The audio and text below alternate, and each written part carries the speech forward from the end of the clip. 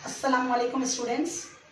आज हम लोग एक्सरसाइज 1.2 का कंटिन्यूशन पार्ट ही कर रहे हैं, जो कि लास्ट टाइम लेक्चर में मैंने आपको बताया था कि किस तरह से आपको ट्रूथ टेबल्स कंस्ट्रक्ट करने हैं। टोटली इस एक्सरसाइज में 3 क्वेश्चंस है।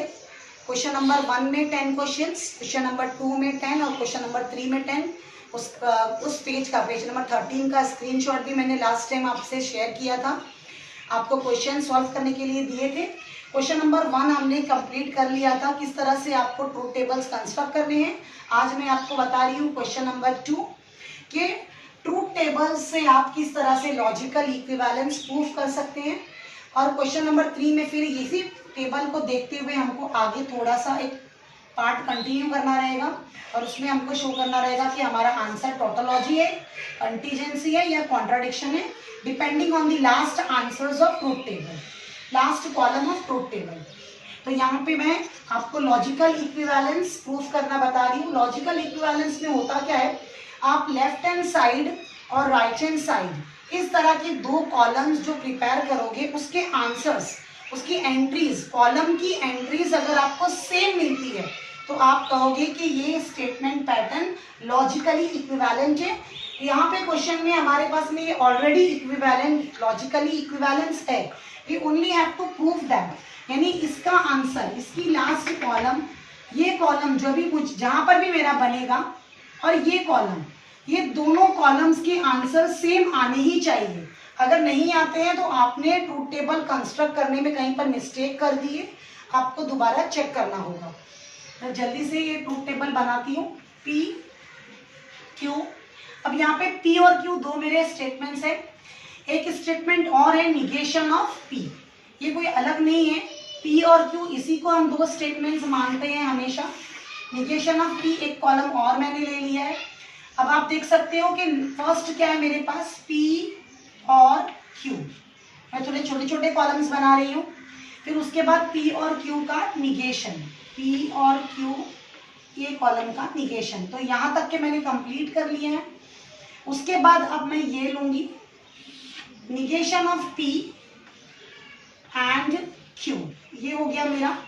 अब उसके बाद देखिए ये छोटा सा ब्रैकेट यहाँ पे कंप्लीट है, 1 मोर ब्रैकेट है वहां पे, वो भी यहाँ पे कंप्लीट है।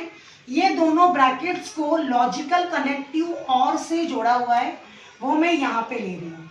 निगेशन ऑफ पी और क्यू और negation of P and Q, ये मैंने लास्ट कॉलम यहाँ बना लिया है।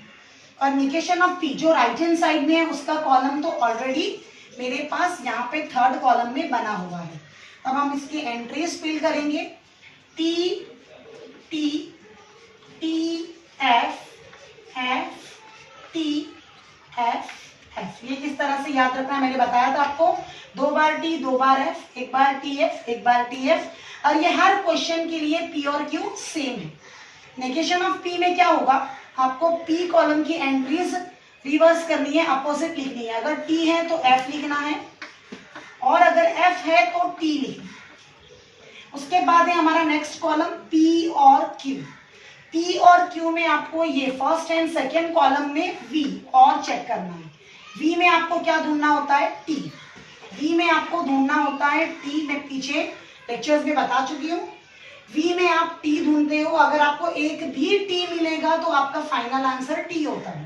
तो फर्स्ट में हमारे पास टी है, सेकेंड में भी टी है, थर्ड में भी टी है और फोर्थ में मेरे पास एक भी टी नहीं है, तो मैं टी नहीं लिख सकती। अगर मैं टी नहीं लिख सकती तो मुझे एफ लिखना होगा। अब उसके बाद नेक्स्ट एंट्री है मेरी पी और क्यू का निगेशन। निगेशन यानी ये एंट्रीज आपको अपोजिट करनी है। ये हो गया मेरा एफ, इसका भी आंसर आएगा एफ। ये है टी और ये भी है, सॉरी ये टी का अपोजिट मैंने नहीं लिखा, ये पे ये भी एफ आएगा और इस एफ का अपोजिट आ जाएगा टी। निगेशन ऑफ पी और क्यू में क्या करना है, ये कॉलम की एंट्रीज आपको अपोजिट करके लिखनी है। अब उसके बाद आपको नेक्स्ट कॉलम में निगेशन ऑफ पी और क्यू, ये दोनों कॉलम में एंड यूज करना है। निगेशन ऑफ पी का कॉलम मेरा इधर है, क्यू का कॉलम उसी के बाजू में है। ये दोनों कॉलम्स के बीच में आपको एंड कनेक्टिव यूज हुआ है। एंड में हम लोग एफ चेक करते हैं, अगर एक भी एफ आया तो आपका आंसर एफ होगा। तो ये पहला मेरा एफ होगा, क्योंकि यहाँ पे एफ मिल गया है मुझे फर्स्ट।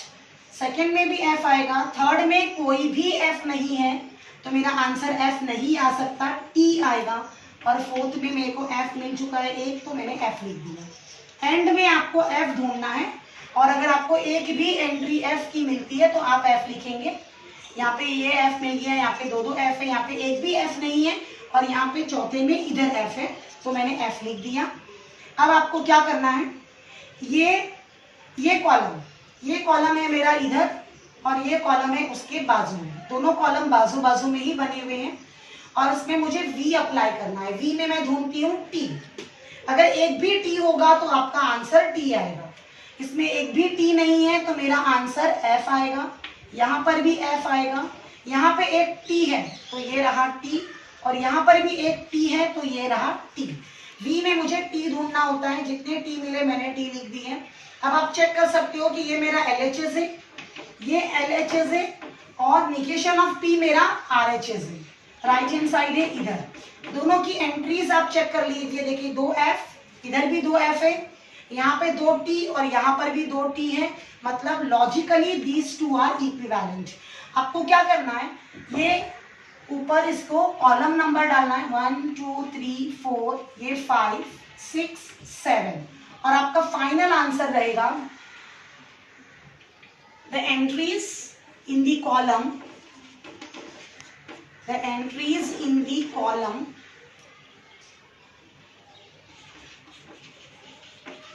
3 and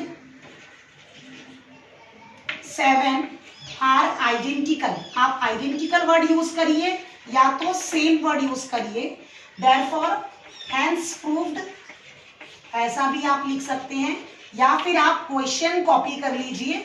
तो ये इस तरीके से आपका क्वेश्चन कंप्लीट हो जाता है। पेपर में आपको बोर्ड एग्जाम में किस तरह से अपना आंसर प्रेजेंट करना है, ये एग्जाम में 2 से 3 मार्क्स के लिए आता है।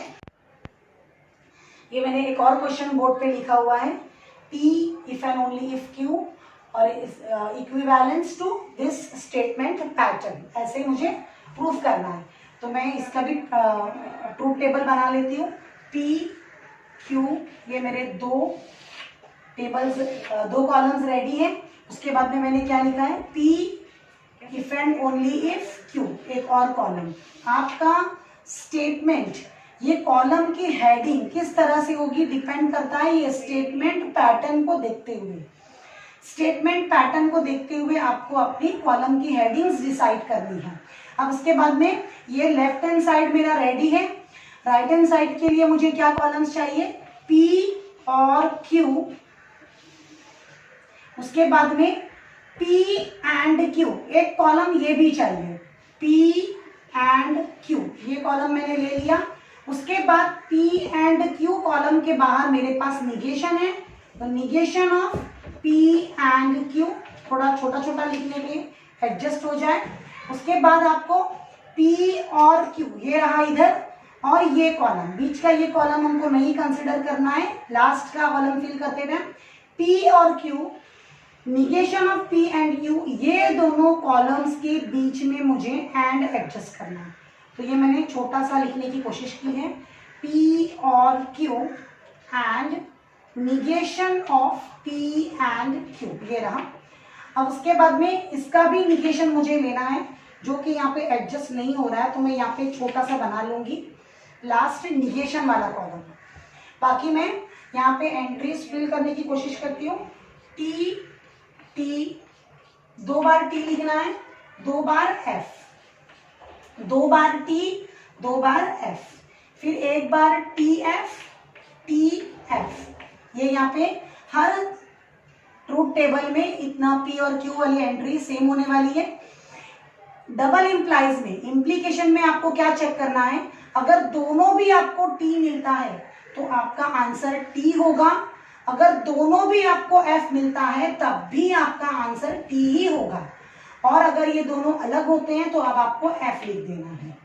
डबल इम्प्लाइज का क्या रूल है, अगर दोनों भी T रहेगा तो T, दोनों भी F रहेगा तब भी T।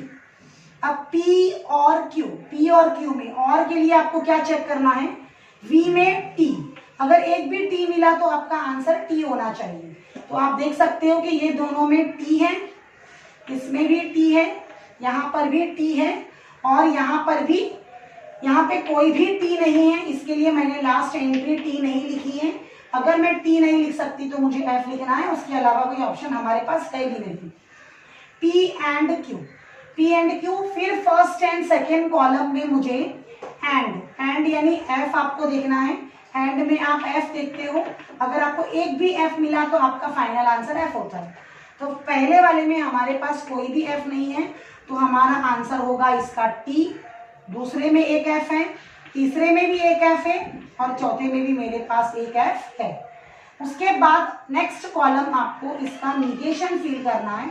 निगेशन किस तरह से लेना है, T का F, ये T, ये भी T और ये F का अपोजिट भी T।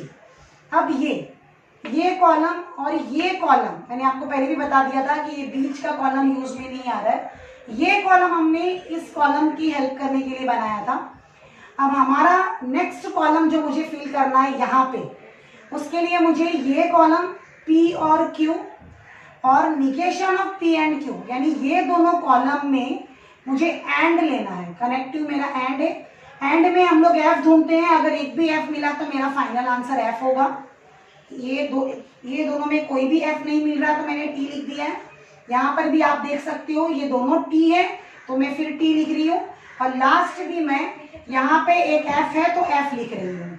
अब आपको लास्ट क्या करना है, इस कॉलम की एंट्रीज निगेशन लेनी है। निगेशन यानी अपोजिट। F का क्या मिलेगा मुझे, T, इधर F, इधर F और ये रहा इसका T। अब आप चेक करिए मेरा लास्ट कॉलम, जो लास्ट कॉलम यहाँ पे मिला है T F F T, ये आंसर मैच किससे करना चाहिए, P if and only if Q से। T F F T, आप देख सकते हैं कि दोनों कॉलम की एंट्रीज सेम है। तो अगेन आपको यहाँ पे कॉलम नंबर्स लिखने हैं 1 2 3 4 5 6 7 और ये रहा 8 column. The entries in the column, और यहाँ पे ऐसे आंसर लिखना है जैसे मैंने इससे पहले वाले क्वेश्चन में लिखा था। The entries in the column 3 and column 8 are identical. आप फिर चेक कर सकते हैं, सेम है ये T F F T are identical, hence our statement pattern is logically equivalent करके आपको पूरा क्वेश्चन लिखना। अभी मैंने आपको दो क्वेश्चंस बताए जिसमें दो ही स्टेटमेंट्स थे। ये क्वेश्चन में आप देख सकते हो कि 3 स्टेटमेंट्स है, P Q R। 3 स्टेटमेंट्स का हमने पहले भी ट्रूथ टेबल बनाया है। 3 स्टेटमेंट्स के ट्रूथ टेबल में रोज हमारी 8 होती है, 8 रोज होती है। तो मैंने ये रोज ड्रॉ कर ली है, कॉलम्स ड्रॉ नहीं किए हैं। मैं चाहती हूँ कॉलम्स में आपको बताते हुए ड्रॉ करूं। तो ये 8 रोज में मैंने P Q R 3 statements fill कर दिए हैं। और अब कॉलम्स किस तरह से आपको बनाने हैं, पहला कॉलम मेरा आएगा Q एंड R, छोटा छोटा ही बनाना पड़ेगा नहीं तो इधर फिट नहीं आएगा। उसके बाद में आप ये पूरा एक्सप्रेशन, पूरा इतना लेफ्ट हैंड साइड को एक टेबल में ले सकते हो। तो ये मैंने लिखा है P implies Q and R, ये हो गया मेरा एक। उसके बाद अब ये एक कॉलम बनाना पड़ेगा मुझे, P इंप्लाइज Q। उसके बाद में P implies R, P implies R। अब ये दोनों कॉलम्स को जोड़ते हुए मुझे एंड वाला लास्ट का कॉलम लेना है इधर, P implies Q and P implies R।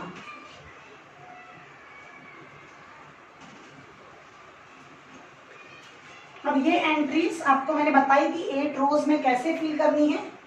T 4 bar T, 4 bar T, 4 bar F,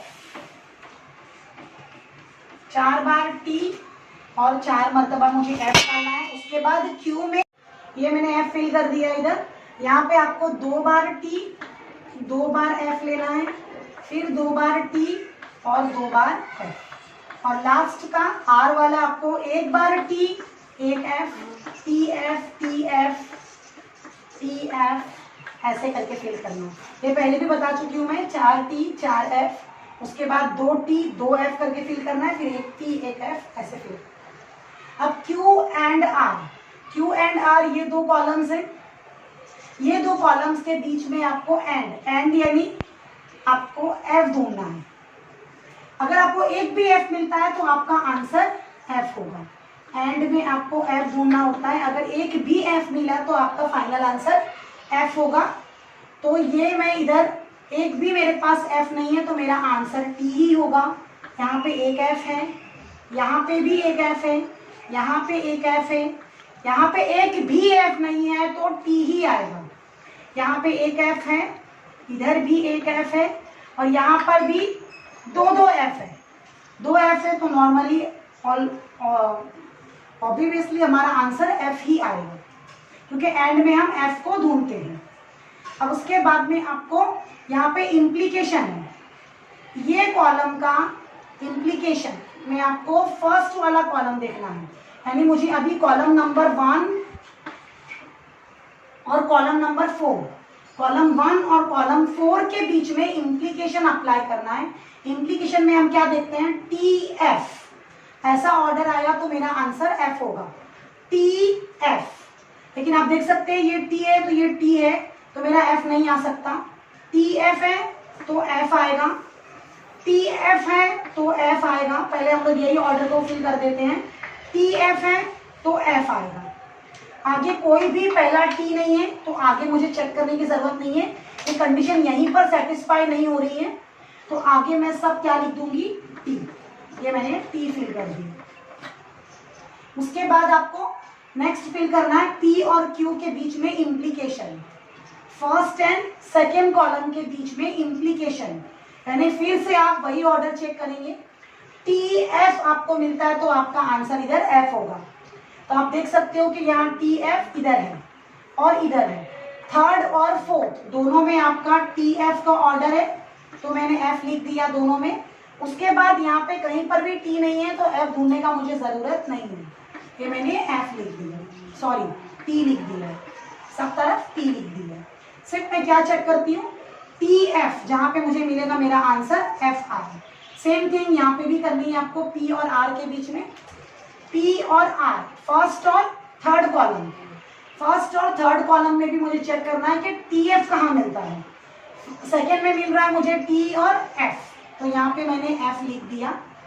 और चेक करती हूँ टी और एफ, फोर्थ में मिल रहा है तो ये मैंने एफ लिख दिया। उसके बाद कहीं पर टी ही नहीं है तो मेरी सारी एंट्रीज अब टी आ जाएगी। आपका एक भी आंसर अगर रॉन्ग होता है तो फाइनल आंसर आपका रॉन्ग हो जाएगा, बहुत ध्यान से करना है आपको। P इंप्लाइज Q, ये कॉलम और ये कॉलम बाजू बाजू में ही है, दोनों के बीच में मुझे एंड चेक करना है, एंड यानी F। एक भी F आता है तो आपका आंसर F हो जाएगा। यहाँ पे एक भी F नहीं है तो मेरा आंसर T, ये F, ये भी F, ये भी F, ये T, T, T और ये रहा T। अब ये लास्ट कॉलम और 1 2 3 4 5 6 7 8 आप हर मर्तबा इस तरह से कॉलम के नंबर्स लिख देंगे। आपको कॉलम 8 और कॉलम 5 की एंट्रीज चेक करनी है, सेम आई है क्या। देखिए ये टी टी, ये दोनों 2 बार एफ, 3 बार एफ है, उसके बाद में सारे टीज है। आप देख सकते हैं कि मेरा कॉलम 5 और कॉलम 8 की सभी एंट्रीज बिल्कुल सेम है, मतलब ये मेरे दोनों लॉजिकली इक्विवेलेंट है, मैंने प्रूफ कर दिया। आपको लास्ट में हर क्वेश्चन की तरह लिखना है, the entries in the column 5 and 8 are identical, hence this is logically equivalent. Next question number 3 है मेरा। क्वेश्चन नंबर 2 में कुछ क्वेश्चंस हो गए हैं, कुछ क्वेश्चंस रह गए, वो क्वेश्चंस आप प्लीज स्टूडेंट्स ट्राई करिएगा, आपको जरूर आएंगे, आपने अच्छे से ट्राई किया तो। ये देखो नेक्स्ट क्वेश्चन है मेरा, लास्ट क्वेश्चन है इस एक्सरसाइज 1.2 का। Examine whether statement pattern is a tautology, contradiction और कंटीजेंसी। ये वही है जो अब तक हम कर रहे थे, लेकिन ये थोड़ा सा आपको लास्ट कॉलम की एंट्रीज देखकर इसका आंसर देना है। अगर ऑल दी एंट्रीज आपको ट्रू मिलती है तो टोटोलॉजी है, अगर आपको ऑल दी एंट्रीज फॉल्स मिलती है तो कॉन्ट्राडिक्शन है, और अगर आपको मिक्स मिलता है, कुछ ट्रू है कुछ फॉल्स है, ऐसा मिक्स मिलता है तो आपका आंसर कंटीजेंसी होगा। तो ये आप याद रखेंगे। अभी मैं टेबल बना लेती हूँ। पहले 2 एंट्रीज मेरी आएगी यहाँ पे PQ, PQ। ये दोनों को देखते हुए यहाँ पे 2 ही स्टेटमेंट्स है मेरे पास, PQ। एक और कॉलम मुझे यहाँ बनाना होगा, निगेशन ऑफ P। ये मैंने बना लिया, निगेशन ऑफ P। उसके बाद निगेशन ऑफ P के बाद आप लाइन से ऐसे चलेंगे, P इम्प्लाइज Q। एक आपका कॉलम होगा P implies Q।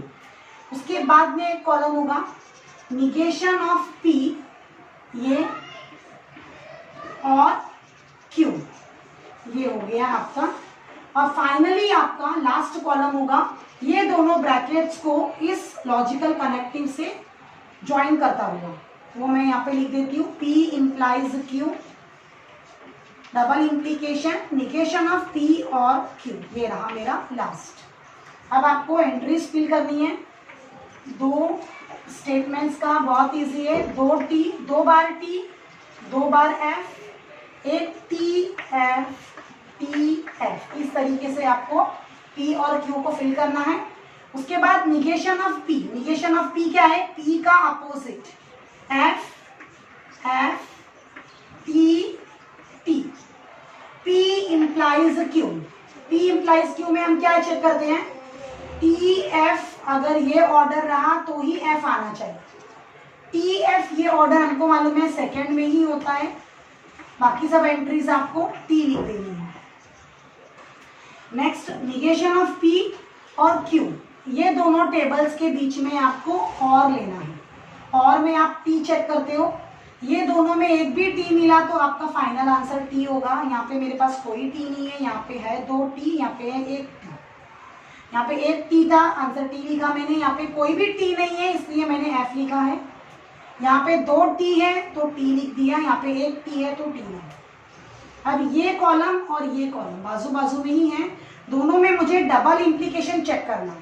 Double implication में क्या होता है, दोनों भी सेम हो, दोनों भी T हो तो भी आंसर T आता है, और दोनों भी F हो तब भी आंसर T ही आता है। ये भी T है मेरा, ये भी T है। इस तरीके से आप देख सकते हो कि the entries in the last column are all true. आपको लिखना है the entries in the last column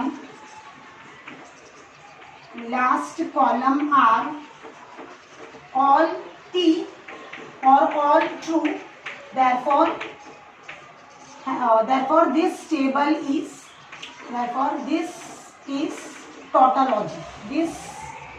tautology। ऐसे आपको देखना है आंसर लास्ट में, इस पे 1 मार्क होता है बोर्ड एग्जाम में। और यहाँ पे हमारा ये first question. Second, one more question I have written on the board, similar truth table we will make here।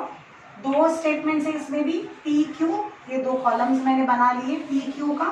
उसके बाद आप बनाएंगे यहाँ पे P इम्प्लाइज Q, इस तरीके से एक और कॉलम। और अब P इम्प्लाइज Q को हम जोड़ेंगे फिर से, P इम्प्लाइज Q को एंड Q से, ये मैंने एंड Q से इसको ज्वाइन कर लिया है, P इम्प्लाइज Q को एंड Q से। अब आखिरी लास्ट फाइनल कॉलम हमारा पूरा क्वेश्चन कवर हो जाएगा। P implies Q and Q को मैं, ये पूरे यहाँ पे लिखा हुआ है, ये कॉलम यहाँ पे बना हुआ है, इसको मैं इम्प्लाइज लूंगी विथ P। अब आपको ये पता है किस तरह से फिल करना है, 2 बार T, 2 बार F, TF, TT, FF। अब ये 1 बार T, 1 बार F, TF, TF। इम्प्लाइज में हम क्या चेक करते हैं, अगर TF ये ऑर्डर रहेगा तभी आपको F लिखना है, नहीं तो फिर आपको T ही लिखना है। ये हो गया। अब ये P इम्प्लाइज Q है जो कि यहाँ पे कॉलम नंबर 3 है मेरा, और कॉलम नंबर 2, दोनों में आपको एंड लगाना है। एंड में हम F देखते हैं तो यहाँ पे एक भी F होगा तो आपका आंसर F आता है, लेकिन यहाँ पे मेरे पास कोई भी F नहीं है तो मेरा आंसर T ही होगा, इसका आंसर मेरा T होगा। यहाँ पे 2 F है तो एक F आ गया, यहाँ पे कोई भी F नहीं है इसलिए T आ गया, और यहाँ पर एक F मुझे मिल रहा है तो मैं F ही लिखूंगी। अब उसके बाद P implies Q and Q, ये पूरा कॉलम है मेरे पास। और इसको मुझे इम्प्लीकेशन चेक करना है P से, फर्स्ट कॉलम से, कॉलम 1 2 3 4, फोर्थ कॉलम और फर्स्ट कॉलम। लेकिन ऑर्डर मेरा कैसे होना चाहिए, T पहले दूसरा F, इस तरह रहेगा तभी मैं F लिख सकती हूँ। तो ये T है तो मैंने T लिख दिया, यहाँ पे फिर पहला ही F है तो ये भी T आएगा, TF। ये मेरा इस कंडीशन को सेटिस्फाई करता है, T और फिर F, तो यहाँ पे मेरे पास F आ जाएगा और फिर ये दोनों भी F है तो ये हो गया T। तो entries in the last column आपको लिखना है इस तरीके से, entries in the last column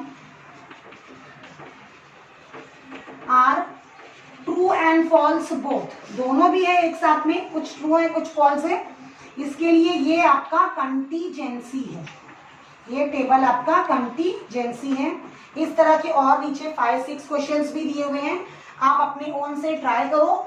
और मैं एक और क्वेश्चन बताती हूँ जो डिफिकल्ट हो, उसके बाद में आपके पास स्क्रीनशॉट करके ये पूरा असाइनमेंट में होमवर्क दिया हुआ है, प्लीज वो क्वेश्चन सॉल्व करो and ask. One more question is on the board, ये लास्ट क्वेश्चन है मेरा इस एक्सरसाइज का, इसके बाद के आप सब क्वेश्चन ट्राई करेंगे, आपको आएंगे बिल्कुल ऐसे ही है। PQR किस तरह से आपको फिल करना है, 4 मरतबा T 4 मरतबा F, 1 2 3 4 5 6 7, एक लास्ट एंट्री मेरी कॉलम बाकी था, 4 बार F, 4 बार T 4 बार F, उसके बाद में 2 बार T 2 बार F, 2 बार T 2 बार F, 2 बार T 2 बार F, TF TF TF और ये रहा T लास्ट F। इसके बाद आपको कॉलम्स कैसे लेने हैं, P का निगेशन है तो हम लोग निगेशन P यहाँ पे एक बना लेंगे। निगेशन P में क्या होगा, P की जो एंट्रीज है सब उसका अपोजिट करना है। हमको पता है 4T 4F है तो हम यहाँ पे 4F और 4T लिख देंगे। उसके बाद मुझे क्या लेना है, निगेशन P इम्प्लाइज Q, इस तरीके से निगेशन P इम्प्लाइज Q, मतलब ये और उसके बाद ये सेकेंड कॉलम, ये दोनों में मुझे चेक करना है इम्प्लीकेशन। इम्प्लीकेशन में हम क्या चेक करते हैं, अगर TF ये ऑर्डर रहेगा तो ही आपका F आंसर आना चाहिए। TF तो ये चारों तो में T स्टार्टिंग में ही नहीं है, यहाँ पे चेक करते हैं TF, ये रहा T और F, ये रहा T और ये रहा F, मतलब लास्ट के ही 2 कॉलम में TF आ रहा है तो मैंने F लिख दिया है। बाकी सारी एंट्रीज में TF ये तो नहीं है, पहला हमने चेक कर लिया। उसके बाद यहाँ पे 2 T मिल रहा है लेकिन यहाँ पे F नहीं है, तो ये कोई भी बाकी TF इस कंडीशन को सेटिस्फाई नहीं कर रहा है, तो मैंने सब तरफ क्या लिख दिया है अभी T। जो सेटिस्फाई हो रहा था वो मैंने पहले फिल कर दिया, इससे क्या होता है हमारा रॉन्ग होने का चांस कम हो जाता है। नेक्स्ट मैं बनाऊंगी P and R, P and R, P और ये R फर्स्ट कॉलम और थर्ड कॉलम में आपको एंड है तो F चेक करना है। F एक भी मिला तो आपका आंसर F होगा। पहले में मेरे पास कोई F नहीं है, दूसरे में एक F है, तीसरे में भी कोई F नहीं है, चौथे में एक F है, पांचवें में भी एक F है, 6th रो में भी 2 F है, 7th में एक F है और 8th में भी 2 F। अब ये लास्ट कॉलम मेरा यहाँ पे आएगा, ये दोनों ब्रैकेट्स को कनेक्टिव एंड से ज्वाइन किया हुआ है, वो यहाँ लिखेंगे हम, negation P and Q and P and R। ये दोनों कॉलम्स बाजू बाजू में ही हैं, उसको मैंने ज्वाइन किया है एंड से, एंड में मैं F ढूंढती हूँ, यहाँ पे दोनों भी T है तो T, ये F T F F F, मुझे एक भी F मिलता है तो मेरा आंसर F हो जाएगा। आप देख सकते हैं कि सब एंट्रीज मेरी मिक्स है, इसके अंदर ट्रू भी है कुछ फॉल्स भी है, 2 ट्रू मिला है मुझे, बाकी सब फॉल्स मिला है। तो इस तरह से ये अगर मिक्स आता है आपका ट्रू और फॉल्स तो आपका टेबल होता है कंटीजेंसी। आपको एग्जाम में ये वर्ड मेंशन करना है। स्टूडेंट्स ये मेरा लास्ट क्वेश्चन था, इसके बाद के क्वेश्चंस आप सॉल्व करेंगे। पूरी एक्सरसाइज में 30 क्वेश्चंस हैं। मैंने कुछ जो डिफिकल्ट क्वेश्चंस थे वो लेने की कोशिश की है, बाकी आप ट्राई करिए, आपको ज़रूर आएगा। रूल्स याद रखिए 5 टेबल्स के, और एक्सरसाइज पूरी तरह से सॉल्व करके कुछ डाउट रहेगा तो आप मुझे